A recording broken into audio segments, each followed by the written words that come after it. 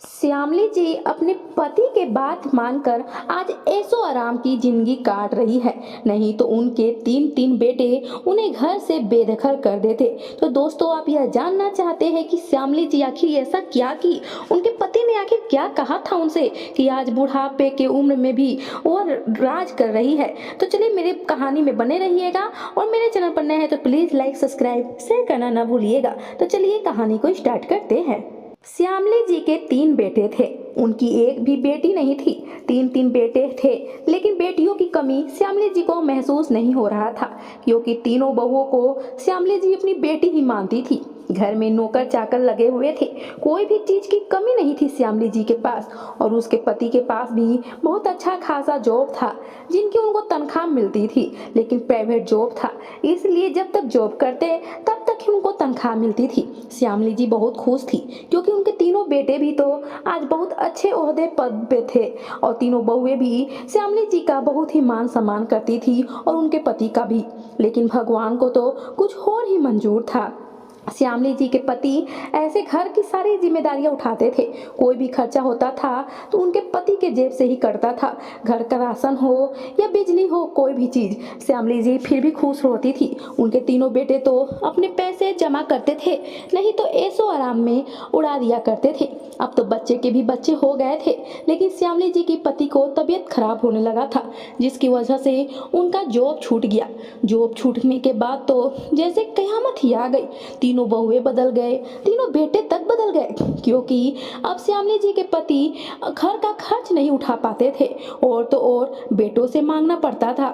शुरुआत में तो जब जॉब गया तो श्यामली जी के पति ने साफ साफ मना कर दिया, क्योंकि बेटा अब तो मेरी तनख्वाह भी नहीं आ रही है, तो अब मैं घर का खर्च कैसे करूँगा। अब तुम तीनों बेटों को ही घर का खर्च उठाना है। इसलिए तीनों बेटे घर का खर्च उठाने लगे। लेकिन तीनों बेटे के पास पहले जब पैसे आते थे तो मौज मस्ती ऐशो आराम में उड़ा दिया करते थे, इसलिए अब जब खर्च करने पड़ते थे तो उनकी औरतें भी चिल्लाती थी। और घर में पांच पांच सब्जियां बनते थे पहले, लेकिन अब तो एक सब्जी में ही गुजारा हो जाता था। रोटियां भी गिन गिन कर बनती थी। लेकिन श्यामली जी के पति के राज में तो अन्न जैसे बिगा फेंका जाता था। दो दो तीन तीन आदमियों का खाना तो रोजाना ऐसे ही बच जाता था, जो गायों में या गरीबों में बांट दिया करती थी श्यामली जी। श्यामली जी मन की बहुत ही अच्छी थी, वह बहुत ही अच्छी थी दिल की भी। श्यामली जी के पास जब पैसे थे तो गरीबों की मदद करती थी, आसपास के भी मदद करती थी, और अन्न घर में भी बच जाता था तो उसे भी गरीबों में खिला दिया करती थी या गायों में डाल दिया करती थी, लेकिन अन्न को बर्बाद नहीं होने देती थी। लेकिन अब जब बहुए का राज आया तो उनको तो खुद रोटी ही गिन के मिल रहा है। बड़ी बहू कहती है, माँ जी लीजिए नाश्ता कर लीजिए। तो उस पर श्यामली जी कहती है, क्या सिर्फ दो ही रोटी और थोड़ी सी सब्जी, और सब्जी नहीं बनी है? तो बड़ी बहू बोलती है, क्या मम्मी जी मजाक कर रही है क्या? अब हमको खर्चा हम लोग को उठाना पड़ रहा है, तो पैसे कहाँ पेड़ पर फरते हैं कि पांच पांच सब्जियां पहले की तरह बनाओ।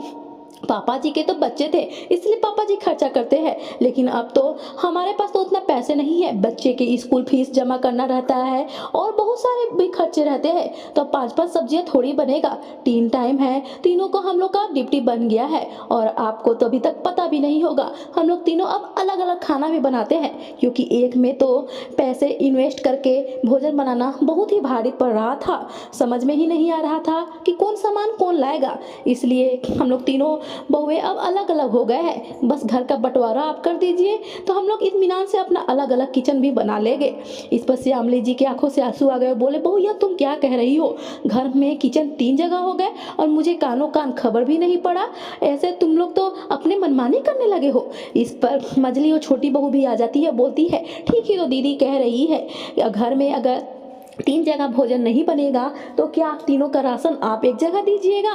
कभी आटा घट जाता है तो कभी चावल, कुछ समझ में ही नहीं आता है। इस पर श्यामली जी बोलती हैं, ठीक है तुम लोग का घर भाई, तुम लोग का खर्चा, तुम लोग के पति के पैसे हैं, मेरा तो तुम्हारा पति कुछ लगता ही नहीं है। उस पर तीनों बेटों को श्यामली जी बुलाती है और बोलती है, यह क्या मैं सुनने को मुझे मिल रहा है?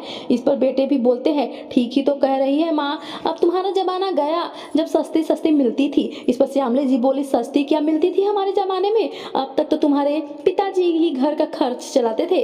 जब तुम लोग के जिम्मा आ गया तो 5 सब्जी के बदला 1 सब्जी और 2 रोटियां मिली है। 2 रोटियां में मेरा पेट भर जाएगा और तुम्हारे पिताजी का। इस पर बहुएं बोलती है, बुढ़ापे में ज्यादा खाइएगा तो पिताजी की तरह ही बीमार हो जाइएगा। एक एक रोटी दोनों खा लीजिएगा। बहुत सारे ताने, बहुत सारे शब्द बोलकर तीनों बेटे बहू चले जाते हैं। श्यामली जी रोते रह जाती हैं। उनकी आंखों में आंसू आ जाता है। वो अपने पति को कुछ बोल भी तो नहीं सकती थी। उनके पति भी वैसे सब सुन रहे थे, देख रहे थे। उनके पति के भी आंखों में आंसू थे। वे श्यामली को बुलाती है और दोनों एक एक रोटी खाते हैं और बोलते हैं, तुमसे मैं एक आज बात कहने वाला हूँ। मैं तो कब तक जिंदा रहूंगा मुझे कुछ नहीं पता है, लेकिन जो यह एक सामान तुमको मैं देने वाला हूँ और तुम बहुत हिफाजत से उसे रखना। इस पर श्यामली जी बोली, कैसा सामान? तो वह बोले कि तुम्हारी जिंदगी संवर जाएगी। मेरा तो कोई ठीक नहीं है, मेरी तबीयत खराब रह रहा है। अब मैं कब भगवान के प्यारा हो जाऊंगा मुझे तो कुछ भी नहीं पता है, लेकिन मैं तुम्हारी जिंदगी नर्क नहीं बनने दूंगा। तुम चिंता मत करो, आज जो स्थिति है कल नहीं होगी, आज गुजारा कर लो। और फिर दोनों श्यामली जी और श्यामली जी के पति दोनों फिर बाजार चले जाते हैं, क्योंकि कुछ दवाइयाँ भी खत्म हो गई थी और श्यामली जी के पति का चेकअप भी करवाना था। वैसे तो हरदम जब श्यामली जी जाती थी तो अपने बेटे बहू को आवाज देकर के घर को संभालना, लेकिन आज उनका मन डगमगा गया था। बेटे बहू अब मतलबी हो गए थे, अब अपना अपना जिंदगी जी रहे थे। उनका अब अपना परिवार हो गया था। इसलिए श्यामली जी भी अब जान गई थी कि मुझे तो सिर्फ अपने पति को ही देखना है, इसलिए बिन बतलाए ही चली गई। कुछ पैसे थे उनके पास और वैसे तो श्यामली जी के पास कुछ गहने भी पड़े हुए थे। उनको भी सोच रही थी कि बेचकर कुछ दवाइयों में इलाज हो जाएगा, इसलिए जितने भी गहने थे और सारे लेकर चली गई थी। श्यामली जी सबसे पहले जाकर डॉक्टर के पास चेकअप करवाती है, फिर दवाइयाँ लेती है। उनके पास जितने पैसे थे सब खत्म हो जाते हैं। फिर श्यामली जी के पति उन सोनार के पास जाकर जितने भी श्यामली जी के गहने थे वह सब बेच देते हैं, गिरवी नहीं रखवाते हैं, क्योंकि जितना भी मोह माया था बेटे बहुओं के प्रति वह सब छूट गया था।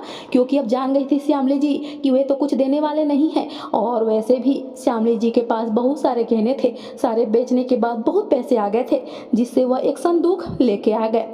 संदूक देखने में तो बहुत ही अच्छा था और आकर्षक था, लग रहा था पुराने जमाने का था। संदूक को श्यामली जी के पति खरीदे। उस पर श्यामली जी बोली भी कि इतने भी पैसे नहीं हैं, ये संदूक भर जाएगा। इस पर श्यामली जी के पति बोले, तुम चिंता मत करो, मैं तुम्हें एक उपाय बताने जा रहा हूँ, सुनो कान खोल कर और ध्यान से देखो। इस संदूक को सबसे पहले मुझे पुराना करना होगा। इसके लिए वे माटी से संदूक को धो देते हैं, यानी कि उसमें धूल गर्दा पड़ा देते हैं और फिर घर ले जाकर चुपके से रख देते हैं अपने कमरे में, और वे भी चौकी के अंदर, जिससे कि बेटे बहू को पता ना चले कि यह कब से पड़ा हुआ है। और फिर उसके बाद एक दिन संदूक के बारे में श्यामली जी के पति श्यामली जी को बतलाते हैं कि सुनो, इस संदूक में तुम जानती हो कि कुछ नहीं है, हम जानते हैं कि कुछ नहीं है, लेकिन मैं जब भगवान के पास चला जाऊँ उसके बाद तुम्हारी पूरी लंबी जिंदगी पड़ी है। 3 बेटे बहू है, घर का बंटवारा करने के लिए कह रहे हैं, कब बंटवारा हो जाए तुम्हें नहीं पता है। और वह सामने एक छोटा सा जो घर है उसे मैं जब किराए पे दिया हूँ उसे किराए पे मत देना, जब मैं चला जाऊँगा तो उसमें ही तुम जाकर रहना, और यह संदूक भी वहीं पर जाकर चुपचाप रख देना।